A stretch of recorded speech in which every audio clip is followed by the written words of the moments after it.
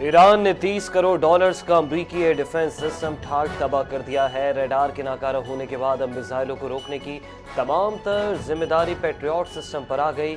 ایران اور امریکہ کے درمیان جاری حالیہ جنگ کے ابتدائی دنوں میں اردن میں واقع موقف سالتی ایئر بیس پر موجود ایک انتہائی اہم امریکی ریڈار سسٹم تباہ کیا گیا۔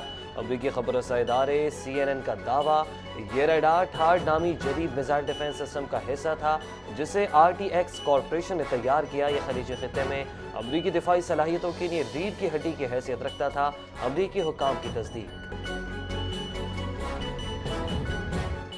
امریکی صدر کا ایران کو انتہائی سخت حملوں کا نشانہ بنانے کا اعلان۔ ایران نے اپنے مشرق وسطی کے پڑوسیوں سے معافی مانگ کر ان کے سامنے ہتھیار ڈال دیے ہیں۔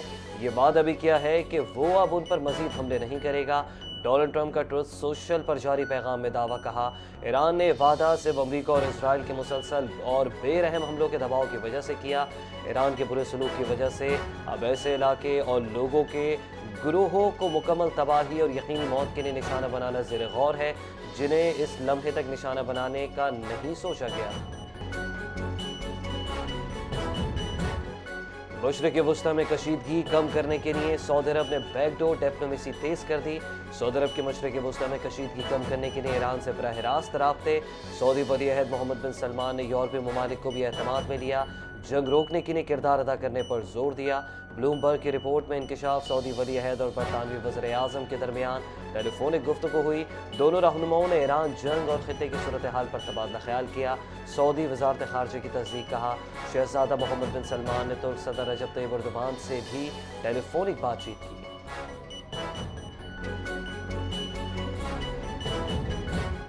ایرانی صدر مسعود پزشکیان کا ہمسایہ ممالک پر مزید حملے نہ کرنے کا اعلان۔ ایران صرف اسی صورت میں حملہ کرے گا جب اس پر ہمسایہ ممالک کی سرزمین سے حملہ ہوگا۔ ایرانی صدر نے حالیہ حملوں پر ہمسایہ ممالک سے معذرت کر لی۔ اعلان کے فوراً بعد دوحہ میں دھماکے کی آواز، فضائی دفاعی نظام متحرک۔ ایران نے حالیہ کشیدگی میں خلیجی ممالک میں امریکی اڈوں کو نشانہ بنایا تھا۔ خطے میں بڑھتی کشیدگی کے بعد ایران کا پالیسی میں نرمی کا اشارہ۔ ایران میں نئے رہبر معظم کے انتخاب کے لیے مطالبات زور پکڑنے لگے۔ عوام کے بعد اب خواص بھی حکومت پر دباؤ ڈال رہے ہیں۔ عالمی خبر رساں ادارے کا دعویٰ، اسرائیل کے حملے میں 28 فروری کو ایرانی سپریم لیڈر آیت اللہ خامنہ کی شہادت کے بعد سے تاحال ان کے جانشین کا انتخاب نہیں ہو سکا۔ ملک کے معاملات کو بہتر انداز میں منظم کرنے کے لیے نئے سپریم لیڈر کا جلد تقرر ضروری ہے۔ معروف شیعہ گرینڈ آیت اللہ ناصر مکرم شیرازی کا ایرانی میڈیا کو بیان، کہا کہ قیادت کا خلا زیادہ دیر تک برقرار رہنا ملکی نظم و نسق کے لیے مناسب نہیں، اس لیے نئے سپریم لیڈر کی فوری انتخابات کا مطالبہ کرتے ہیں۔ صرف پیٹرول اور ڈیزل نہیں، اب جہاز بھی مہنگے ایندھن سے اڑان بھریں گے۔ کمرشل پروازوں کے طیاروں میں استعمال ہونے والے جیٹ فیول کی قیمت میں بڑا اضافہ۔ ایئر لائنز کے طیاروں کے لیے جیٹ فیول کی قیمت میں $154 فی لیٹر اضافہ۔ ذرائع کا دعویٰ، قیمت $188 93 پیسے سے بڑھ کر $342.37 فی لیٹر کی ریکارڈ سطح پر پہنچ گئی۔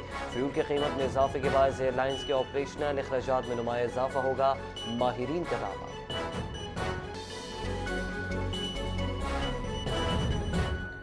ڈیزل کی قیمتوں میں اضافے کے بعد پاکستان ریلوے نے بھی کرائے بڑھا دیے ہیں۔ اکانومی کلاس کے کرائے میں 5% اور AC کلاسز کے کرایوں میں 10% اضافہ کر دیا گیا۔ مال گاڑیوں کے کرائے میں 20% اضافہ۔ Pakistan railway headquarters Lahore میں اہم اجلاس میں بڑے فیصلے۔ ڈیزل کی قیمتوں میں 20% اضافے کو دیکھتے ہوئے ٹرینوں کے کرایوں میں بھی اضافہ۔ ترجمان پاکستان ریلوے کی تصدیق، اطلاق 9 مارچ سے تمام مال گاڑی اور مسافر ٹرینوں کے کرایوں پر ہوگا، کہا کہ ڈیزل کی قیمتوں میں اضافے کے بعد کرایوں میں اضافہ ناگزیر ہے۔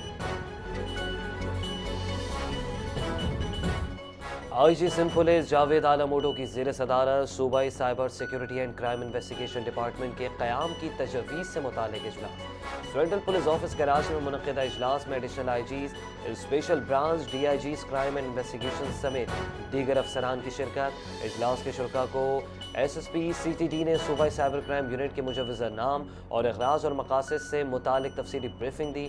بریفنگ میں آن لائن مذہبی فرقہ وارانہ اشتعال انگیزی، وائٹ کالر کرائم سمیت دیگر سائبر جرائم کے بڑھتے ہوئے رجحانات اور ان سے ہونے والی مالی سماجی نقصانات پر روشنی ڈالی گئی۔